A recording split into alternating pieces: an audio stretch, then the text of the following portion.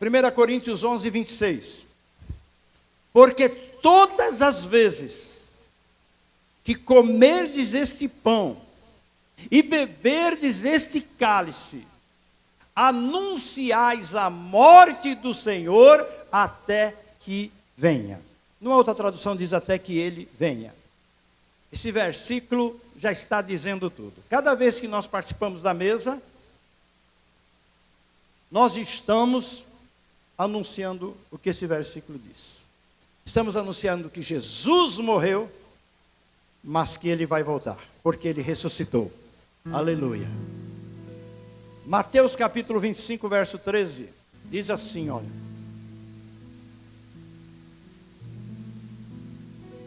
Vigiai, pois, porque não sabeis o dia, nem a hora, em que o Filho do Homem há de vir. Vamos juntos?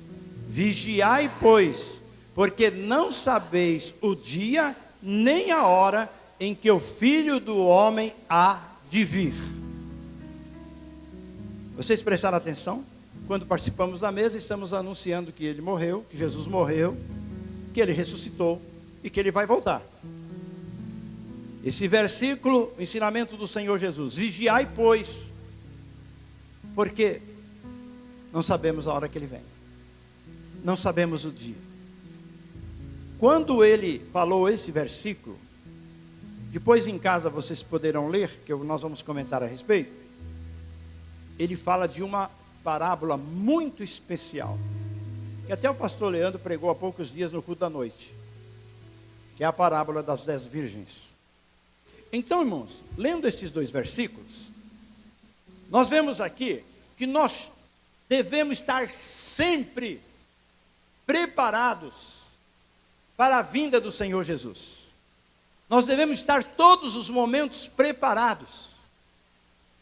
Não podemos vacilar. Temos que estar preparados. Aonde você estiver, você tem que estar preparado para a vinda do Senhor. Porque não tem uma data. Muitas pessoas procuram até marcar uma data, como já muitos fizeram. E deu em nada. Porque o Senhor Jesus disse que ninguém sabe. Se ninguém sabe, como que um ser mortal aparece dizendo que o Senhor revelou para ele o dia que ele vai voltar? Mas nem Jesus, quando estava aqui em forma humana, ele disse assim: nem o filho sabe. Unicamente meu pai tem essa data. Só ele. É um segredo dele, é um mistério dele. Só ele, mais ninguém. Nem anjos. Porque já aconteceu muitas vezes de pessoas chegarem, né, e dizerem assim: ah, um anjo apareceu para mim e me deu a data, me deu aqui o esquema, como que tem que ser aqui, da volta dele.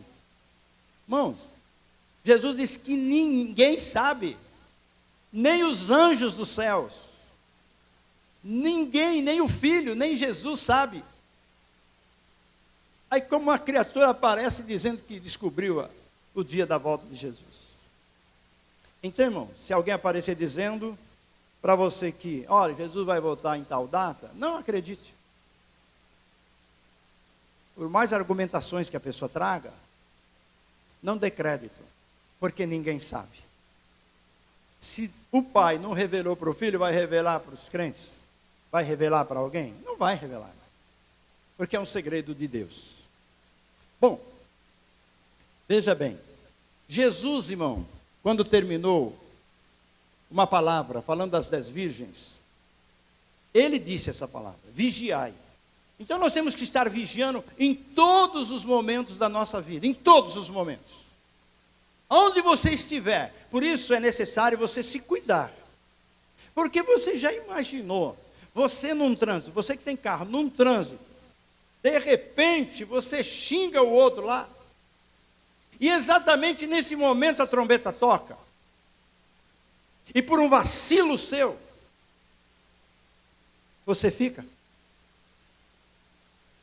Você que discute com a esposa, o que acontece? Não vai pensar que eu e a irmã Alice sempre vivemos em mar de rosas. Não, agora sim, já estamos mais velhos, mais maduros, já aprendemos. Aí, quando alguém ainda faz alguma coisa que o outro não gosta, no fim a gente acaba rindo junto, né?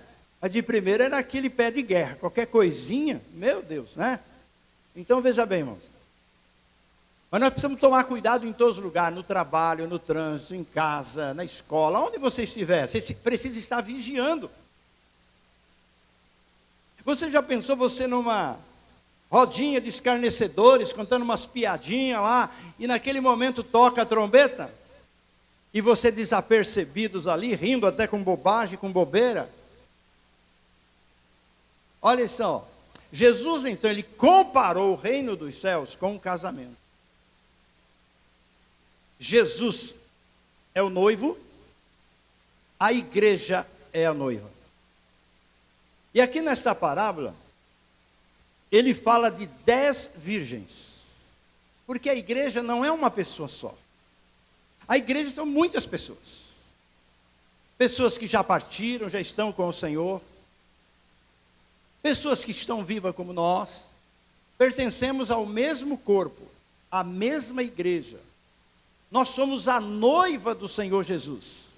Então veja bem, aqui diz nós somos a igreja, a noiva do Senhor Jesus. A esposa que espera o esposo. Olha só. Desde que eu me conheço, como gente, os casamentos são marcados datas. Mas nem sempre foi assim. Não tinha uma data específica. Por exemplo, aqui no caso de Jesus, vocês repararam que ele sendo o esposo, o marido, o noivo, como que funcionava? O interessado pela moça, ele tinha que ter um dote. Ele tinha que ter um dote, e esse dote era levado para o pai da moça e para a moça. Esse dote era para mostrar que ele tinha condições de casar. Que ele tinha condições de levar a moça como esposa e cuidar dela. Porque essa sempre foi a lei de Deus. Então, o noivo dava o dote. Agora, inicialmente não se marcava a data do casamento. Porque ele tinha que se retirar. Não é que nem hoje, né, irmão? Que existe o tal de namoro. Fica namorando. Naquele tempo não existia essas coisas, não. O noivo se retirava, a moça ficava comprometida.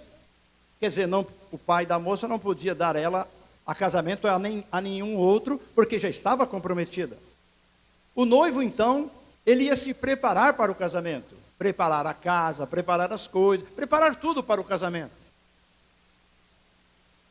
E a noiva ficava na casa dos pais, esperando o dia que ele viesse buscá-la. E então sim se realizava a festa de casamento, que não era apenas algumas horas ou um dia, eram 7 dias de festas, uma comemoração muito grande, era algo maravilhoso, envolvia a família toda dele, dela, os parentes, os amigos, a vizinhança, era algo maravilhoso mesmo, né? Hoje em dia se faz uma festa de casamento, se gasta uma fortuna e em poucas horas acaba a festa, pronto, acabou, não é? Que nem eu, quando eu casei com a irmã Alice, vocês imaginam o que nós tínhamos lá? Até o pastor aqui, um dia que nós fizemos 50 anos de casado, aprontou com a gente, né, pastor? Mas o que foi o nosso casamento? O salgado, o que era o salgado, irmã Alice? Pão com salsicha, para todo mundo comer. Bom, e era a maior festa, tá bom demais. E o refrigerante, o que era? Tubaína. Conhece a tubaína? Hoje tem tubaína por aí, mas não é aquela tubaína do antigamente. É uma tubaína por aí que estão marcando. Mas veja bem, então nosso casamento foi assim, foi o que? Poucas horas. Acabou a festa, nós fomos embora. Então é o seguinte, irmãos. Hoje em dia se gasta muito. O casal investe o que não tem. faz uma dívida tremenda para aparecer, para mostrar, fica lá 1 ano mais para pagar a despesa do casamento. E quantos casamentos em 3 meses já não existe mais? E lá fica o cara com a dívida. Não é casado mais e tem dívida para pagar. Não deu certo. Aliás, os casamentos hoje é assim, né? A gente vai casar. Se não der certo, cada um para o seu lado. Ou não é assim? Infelizmente é assim. No mundo é assim. Mas na igreja não pode ser assim. Porque o noivo, o marido representa o Senhor Jesus. E a igreja representa a noiva. Então nós temos compromisso, irmão, como igreja, como noiva do Senhor Jesus. Até quando chega em Apocalipse, que depois do casamento, a igreja se torna a esposa do Senhor Jesus. Então veja bem, o Senhor Jesus veio e já pagou o dote. O Senhor Jesus já pagou o dote. Ele deu a própria vida por nós. Quando você olha esse mundo, irmão, como às vezes nós comentamos em casa, em família, e até meu filho disse, se eu fosse Jesus, ele fala assim, eu falava para o pai, passa a régua nesse negócio, manda todo mundo para o inferno, eu não vou descer lá coisa nenhuma. Quando você olha esse mundo, irmão, com seus olhos humanos, é assim mesmo. Ou não é assim? Às vezes você olha até para a igreja, aqueles crentes rebeldes, aqueles crentes que não obedecem. Ah, meu Deus, como que Jesus ama uma pessoa dessa? Pois é, Jesus ama. É tanto, irmão, que nem todos vão se salvar mesmo. Quando Jesus fez a ceia, e quando ele pegou o cálice, ele disse o quê? Esse sangue é derramado por todos? Não, ele não falou isso. Ele disse, este é meu sangue, que é derramado por muitos, mas não por todos. Porque ele sabia quem ia crer, quem não ia crer. Ele conhece todas as coisas, irmão. Veja bem. Então a igreja, ela é comprometida com o Senhor Jesus. Como você gostaria que a sua esposa fosse para você? Quando começa um namoro, o que acontece? O namoro é para ver a vida da moça, como é a atitude da moça. A moça vê as atitudes do rapaz, as palavras que ele usa, como ele age. Se uma moça trata bem seu pai e sua mãe, meu jovem, você pode saber que quando você casar, a sua esposa vai te tratar bem. Mas se você vê que sua esposa, sua noiva, é rebelde contra pai e mãe, é o que você está buscando para você mesmo. A mesma coisa o rapaz. Como que o rapaz trata o pai e a mãe? Ele é obediente a seu pai? Ele é obediente a sua mãe? Tem que ver todas essas coisas, irmão. Todos esses detalhes. Olha só. Jesus, irmão, então, ele disse que as 10 virgens, que representam a igreja do Senhor Jesus, que representa a noiva do Senhor Jesus, estavam com as suas lamparinas de azeite, esperando o quê? O noivo. Esperando o noivo. Como nós estamos esperando o noivo. Nós estamos esperando o Senhor Jesus. Ele não disse, vou vir tal dia. Não, ele disse que ninguém sabe o dia. Mas ele deu alguns sinais para nós sabermos que está bem perto. Está chegando o dia. E nós estamos vendo isso aos nossos olhos a esse mundo. O que falta? O evangelho sendo pregado a todo mundo. Que era o último sinal. Esse evangelho será pregado a todo mundo, ele disse. Então virá o fim. O evangelho não só no Brasil, em todo o mundo é pregado. Eu fico impressionado nos países que não podem falar de Bíblia, não podem falar de Jesus. A estratégia que os crentes estão usando ultimamente Porque você fala, hoje tem internet. Não, mas os países que não podem falar de Jesus não tem internet.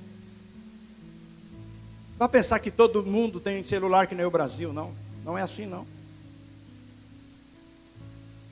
Eles usam umas estratégias. E quando você começa a acompanhar a história da igreja, é algo maravilhoso, irmão. Como que o Espírito Santo dá ideias para os irmãos pregar o Evangelho. Tem irmãos, irmão, que aprende a falar uma determinada língua onde não pode pregar o Evangelho e vai lá, arruma um serviço, qualquer serviço. E vai ficando ali para ver como que funciona, para poder falar de Jesus para aquelas pessoas. Gasta 6 meses, 1 ano ali trabalhando no pesado às vezes, por amor a Cristo, para falar de Jesus para alguém. E nós aqui no Brasil, com a maior mordomia, nós sempre arrumamos uma desculpa para não falar de Jesus, para não pregar, para não evangelizar. Nós temos que acordar, irmão, porque a qualquer momento vai acontecer. Olha só, 10 virgens. O azeite é a preparação espiritual. O azeite nesta lâmpada é a preparação espiritual, é a presença do Espírito Santo em nossa vida, é o combustível para manter a nossa lamparina acesa. Jesus, quando foi embora, ele diz, até agora eu fui a luz, agora vocês serão a luz. Vocês são a luz do mundo. Mas para essa luz clarear, para essa lâmpada clarear, você precisa ter o Espírito Santo na tua vida. Se você não tiver esse combustível, não tiver esse azeite, uma sua lâmpada fica apagada. Uma lâmpada apagada, para que serve? Olha quantas lâmpadas apagadas aqui na igreja. Essas lâmpadas estão queimadas. Tem energia na lâmpada, mas ela está queimada. Tem muito crente assim. Tem energia? Tem. Jesus está aí derramando o Espírito Santo, mas sua lâmpada está queimada. Continua apagada. Ninguém percebe que você é um cristão. Olha, irmão, a lâmpada acesa é a nossa fé. A lâmpada acesa é a nossa fé. 5 delas eram prudentes e sábias. Agora, quando fala das outras, fala um monte de coisa, olha só. Eram nécias, insensatas, sem juízo, loucas, desequilibradas. Então, veja bem, as loucas são assim. Por isso que Jesus falou, 5 eram prudentes, 5 loucas. As 5 prudentes tinham azeite de reserva. Mas as loucas não tinham reserva. Eram tudo crente? Tudo crente. Tudo noiva? Tudo noiva. Todos estavam esperando o noivo? Todas estavam esperando o noivo.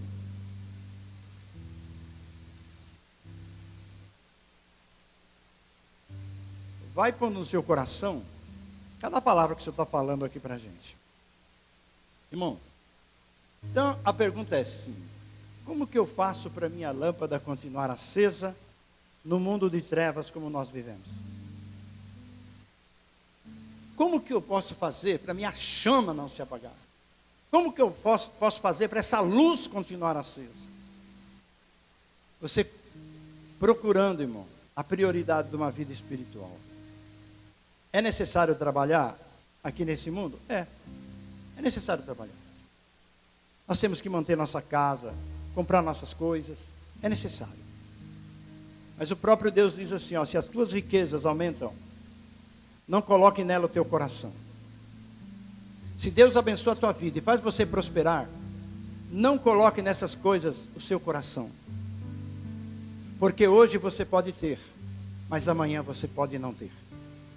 Num piscar de olho nós perdemos tudo. Hoje nós podemos ter alguma coisa, mas e amanhã? E quando o anticristo começar a reinar, tudo será dele, a sua casa será dele, o seu carro será dele, os seus filhos será dele, a sua vida será dele. As pessoas não imaginam o que é o reinado do anticristo que a Bíblia fala, irmão. No momento em que ele tomar posse, no momento inicial, vai ser aquela euforia. Vai te pôr um dinheiro na tua conta. para atrair a humanidade. Agora sim. Só que a partir de poucos dias, você não será dono de mais nada. A não ser obedecer. Olha, veja bem, irmãos. Então, o que fazer para a lâmpada permanecer acesa? Como chama, como luz. A comunhão com Deus. A comunhão com Deus, irmão. Tem gente que diz que tem comunhão com Deus, mas você tem mesmo? Você tem comunhão com Deus mesmo, irmão? Se você precisar de algo de Deus agora, você pede e Ele vai te dar mesmo? Você tem comunhão com Deus? Nós temos que ter comunhão com Deus. Um tempo diário para a oração. Você tem que ter o seu momento de oração, irmão. Você tem que ter esse momento seu com Deus, irmão. Senão é mentira que você tem comunhão com Deus. Então você é um tremendo mentiroso. E o mentiroso não é filho de Deus, irmão. O mentiroso é filho do diabo. Ah, pastor, eu vim aqui para ouvir isso. Você veio aqui para ouvir a verdade. Para te confrontar. Para você acordar, irmão. Porque as 10 virgens, mesmo as prudentes, porque o noivo demorou, todas dormiram. Todas. As nécias e as loucas. E nós vivemos num tempo hoje que a igreja está dormindo. E nós precisamos ser confrontados com a palavra de Deus para nós acordarmos, irmão. Porque senão nós estamos enganando a nossa própria alma. Nós estamos pensando que vamos para o céu. E no dia que fecharmos os nossos olhos, não são os anjos de Deus que vêm nos buscar. Senhor, eu comia na tua presença, eu participava da mesa, eu dava oferta, eu evangelizava, eu fazia, acontecia, até expulsava demônio no teu nome. Simplesmente vamos ouvir uma palavra dura e poderosa, que não tem retorno. Apartai-vos de mim, porque eu não te conheço. Irmão, é uma palavra forte, muito forte. Mas nós precisamos acordar, irmão. Nós estamos dormindo. Desperta tu que dormes e levanta dentre os mortos, e Cristo te esclarecerá, irmão. Mas como Cristo vai te esclarecer, se você não tem momento com Ele? Tem aquela pessoa que entra no quarto para orar. Oh, graças a Deus, Senhor, eu tranquei a porta, como o Senhor falou. Estou aqui sozinho, eu e o Senhor. E aí você começa, e pede, e pede, e pede, só pede, e pede, só pede. Não agradece, não glorifica, não adora ao Senhor, fica só pedindo. E quando termina a oração, abre a porta e vai embora. Não fica um momento na presença dEle, esperando a resposta.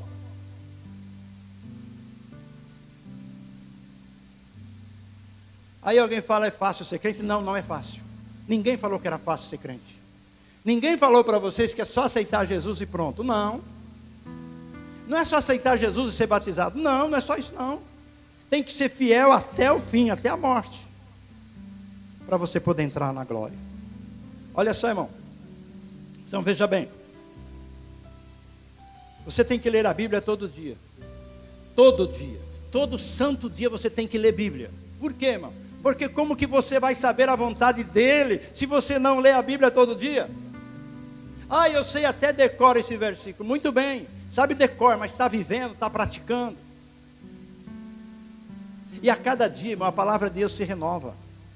Hoje você lê, você aprende uma coisa. Amanhã você lê, você aprende outra coisa. O Espírito Santo vai te ensinando coisas diferentes na palavra, no mesmo versículo que você leu, talvez, a semana inteira. Olha só. Você tem que examinar as Escrituras, ler a Bíblia. É o único manual de Deus na terra, é a Bíblia, irmão. Como que eu vou saber a vontade do meu noivo se eu não leio a Bíblia? A maioria das pessoas, hoje em dia eu não sei como é, mas a maioria, até o meu tempo, um pouco depois, as namoradas mandavam uma cartinha para o namorado mandava a cartinha para a namorada. A namorada pega a cartinha do namorado, viu, pastor? E lê aquela cartinha, e lê, e lê, e lê, e lê de novo, guarda. Daqui a pouco, lê de novo. O namorado a mesma coisa. Entendeu, povo de Deus? Ora, Jesus deixou a carta dele para nós. Por que você não lê a carta dele, do noivo? Ou você não está interessado nesse noivo? Se nós somos a igreja noiva, irmão, nós temos que ter interesse do que é dele. Porque ele diz que nós seremos herdeiros de tudo junto com ele. Ou você está só interessado na herança? Então veja bem. Você tem que fortalecer a sua fé assim, vivendo, praticando. Porque a Bíblia diz assim que nós vamos demonstrar a nossa fé com as boas obras que nós praticamos. As boas obras mostram a nossa fé. Quando você pratica, você mostra a sua fé. Então essa lâmpada tem que estar acesa. Então estar em comunhão com os irmãos. Bom, você precisa acordar para a vida. Estou falando da vida espiritual, irmão. Então veja bem, irmão. Estar em comunhão com os irmãos. Precisamos estar em comunhão com os irmãos. Nós somos um corpo, irmão. Se houver desunião no corpo, o corpo não anda direito. Nós precisamos evitar as distrações espirituais. Às vezes nós ficamos muito distraídos com as coisas. E a tua vida espiritual, irmão, começa a ficar fraca. Você tem que dedicar a sua vida ao noivo. Não é dedicar a essas quatro paredes, não. Não é dedicar a sua vida, estou fazendo para o pastor. Não, você não está fazendo nada para o pastor, irmão. Porque o pastor também é mortal, amanhã ou depois ele vai embora e você fica com outro pastor. Você tem que fazer para Jesus, para o seu noivo. Quando você evangeliza na rua, irmão, vai lá e evangelize para o noivo. Vocês estão entendendo? Diga amém. Se você não tem comunhão com Deus aqui na terra, irmão, em oração, como que você quer ir para o céu? Eu fico abismado com esse tipo de crente. Como que você vai entrar lá? Me diga isso. Se lá você vai ter que ficar o tempo todo na presença de Deus, servindo a Deus, a Bíblia diz que nós estaremos eternamente servindo a Deus. Servindo, irmão, essa palavra vem de serviço. Tem pessoas que pensam que vai entrar no céu, vai deitar numa rede e pronto, agora sim. Vou ver essa vida de nababo aqui, ó. Deitado numa rede. Não é assim não, irmão. Não é assim não. Sabe por que você não entende? Porque você não lê Bíblia. É necessário ler Bíblia, irmão, para você saber como que é o céu. O que nós vamos fazer lá? O que vai acontecer lá? Você está acostumado com essa vida miserável aqui desse mundo aqui. Esse mundo cruel, esse mundo pecaminoso, esse mundo enganador. Mas lá a coisa é bem diferente. Aqueles que não se preparam, presta atenção, hein? Aqueles que não se preparam, irmão, irão perder a oportunidade de entrar no reino dos céus. Passou o tempo todo perdendo, vindo à igreja, dizendo que era crente. Crente genérico é aquele crente que nunca muda de vida. Ele vem para Jesus e do jeito que ele veio, ele vai vivendo. Não tem mudança. Ele não se entrega. Ele não busca mudança. Sua lâmpada continua se apagando a cada dia. Olha só. Na verdade, irmão, não nasceram de novo. Quando desceram as águas do batismo, como ontem, lá desceu uma velha Sofia. Quando saiu de lá, uma nova Sofia. Desceu uma velha Samira, saiu de lá uma nova Samira. Mas tem pessoas, irmão, que descem, como eu falo, não é sempre, pastor, que desce seca, um pecador seco, ele desce sequinho lá dentro da água. Sai de lá um pecador molhado, só isso, mais nada. Continua a mesma pessoa. Não mudou, não teve mudança, não nasceu de novo. Continua o velho. Crente artificial. Quando pecam, não se arrependem. Para ele, tanto faz pecar como não pecar. Para ele, se torna uma coisa normal. Pecam e não se arrependem. Não pensam nas consequências do que fazem. O crente artificial, o crente, esse crente aqui que Jesus chamou de louco, as loucas, é assim. Ele não pensa nas consequências do que fazem. Poderá ser que um dia você chegue aqui, ou em qualquer outra igreja. A porta poderá até estar aberta, porque tem aqueles crentes que vão ficar mesmo. Isso aí é fatal. A Bíblia, Jesus falou, 50% sobe, 50% fica. Porta aberta, entra. Pode até que seu pastor ficou também. Mas não tem mais nada. A Bíblia será apenas um livro sem sentido. O Espírito Santo subiu com a igreja. Não haverá mais unção. Não haverá mais nada. Você percebe, irmão, que nessa parábola que Jesus contou, as virgens prudentes, as prudentes, não foram pegas de surpresa. Não, elas tinham azeite. Mas as loucas foram pegas de surpresa. Não tinha mais azeite. E agora? Ficaram desesperadas. Ah, dá um pouquinho do teu. Não, do meu não posso dar. Vai comprar. As loucas saem. O noivo chega.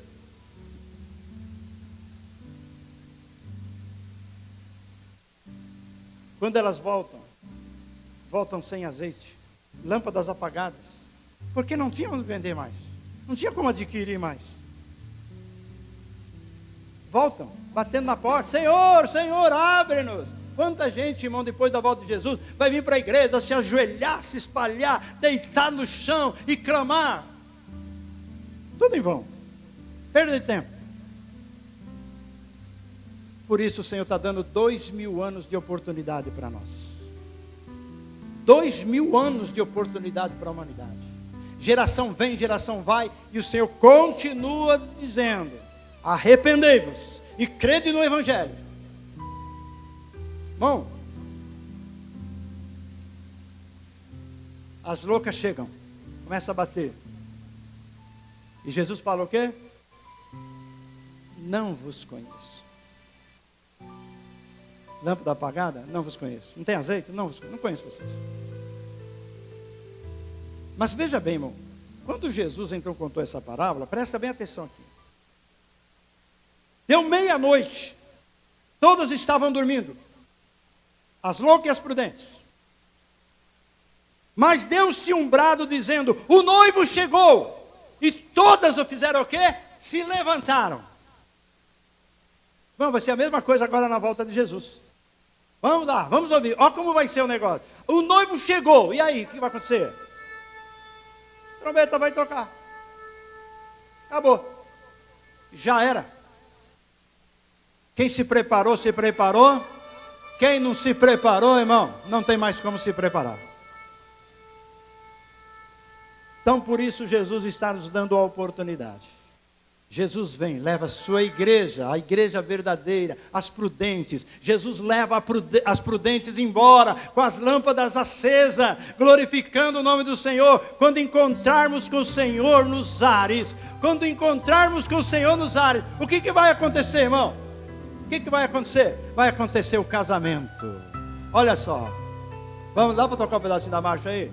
Ó, então nós encontramos Jesus nos ares. Aí o que vai acontecer, irmão? Aí vai ter o casamento da noiva com o noivo. E aí, e o que vai acontecer, irmão? Aí passamos a ser a esposa do Cordeiro. E quem ficou, ficou. Para aguentar o anticristo aí e suportar esse mundo aí. Gostaria que você ficasse em pé um instantinho.